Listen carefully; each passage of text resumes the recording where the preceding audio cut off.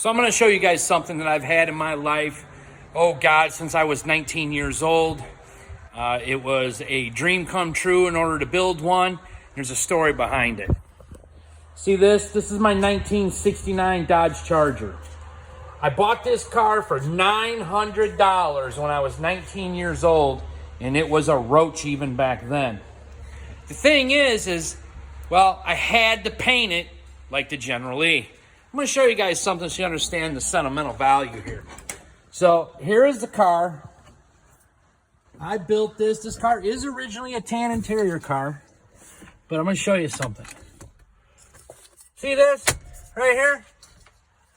That right there, my friends, is the Dukes of Hazzard cup that I used to sit and watch Dukes of Hazzard in 1981. That is my own personal cup. Along with my own diecast from 1981 that I don't even know where it went. I think it's underneath the seat in there. So when I was a kid, I used to sit and watch the Dukes of Hazzard like many Gen Xers did. I mean, if you were a Gen Xer, you were a boy, you watched Dukes of Hazzard. And of course, not just for Daisy. You watched it for the terrible dialogue, and you watched it for the General Lee. So back in the day, those of you younger people that don't understand this, having the Dukes of Hazzard car with the Confederate flag on it was not that big of a deal. Nobody really seemed to care. But then all of a sudden, I decided to build the General Lee. I had the General Lee for a few years and everything was fine. Next thing you know, I'm getting threats to be pew-pewed at gas stations. I've had stuff thrown at the car.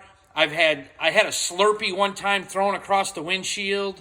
I've had a lot of people yelling at me and a lot of threats. And then the final straw was I had my daughter in the back seat. My truck broke down. I was driving the General Lee every day, which was awesome.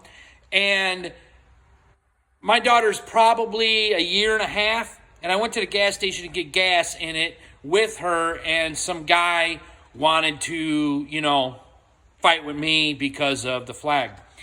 Now, I know some of you goes against, your beliefs, but I got so fed up and got so tired of dealing with it. I came home that day and I ripped the flag off. I ripped the 01 off, and it was very hard for me to do, but I got to the point I couldn't enjoy the muscle car side of it because of the General Lee.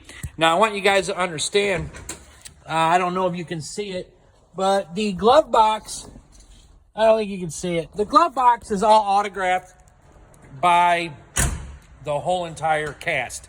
The trunk lid underneath the deck lid is autographed by John Snyder. Just so happens he was doing an autograph signing not that far from me after I built the car. So for me personally, this was a childhood dream to own one of these. And it got destroyed and it got ruined by, people. Okay? So here's what I'm going to put out there.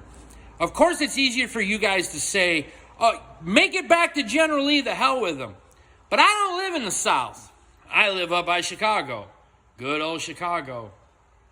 So my question to you is, would you or would you not make it back to the General Lee? I'm hugging 50 anymore. I just don't know if I care, because you got to understand, when you look at things like this, it had nothing to do with anything other than a TV show and a cool car. That was it. And all them people that gave me a hard time and that threw shit at my car and all that, they were all white people. Black people are always at the gas station wanting to get photos with it. I used to let them sit in it all the time with their kids and they get photos and everything. They were never the problem. So what do you think? Make it back to General Lee or just drive it and leave it alone? Peace.